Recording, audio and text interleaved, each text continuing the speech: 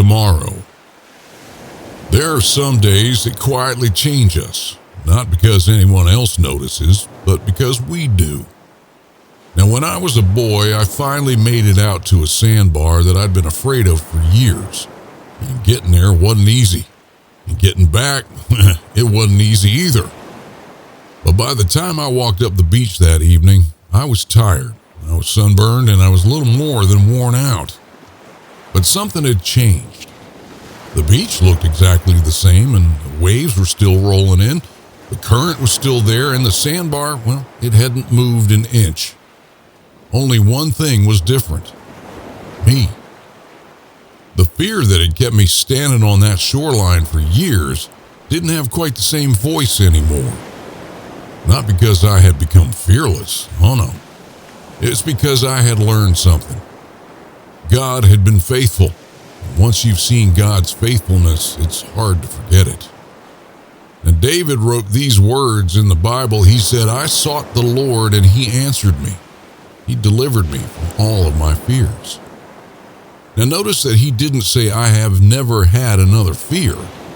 He just remembered what God had already done. I have found that that is true in my own life. Yesterday's faithfulness becomes tomorrow's courage. Maybe that's why I smiled as I walked back towards my parents that evening.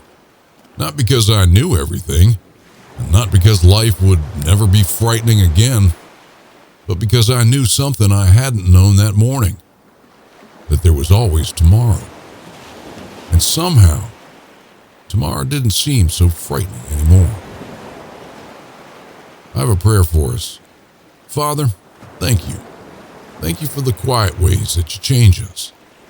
Help us remember your faithfulness, especially when new fears appear.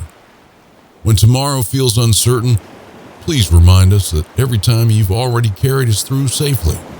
May those memories give us the courage to trust you again. Amen. So, my friend, don't underestimate what God is doing today. Years from now, you may discover that this ordinary day right now, right here, was the one that quietly changed your life. And maybe tomorrow won't be easier because the waves are smaller. Maybe tomorrow will be easier because you'll remember that God was faithful today. So until next time, my friend, may peace be with you.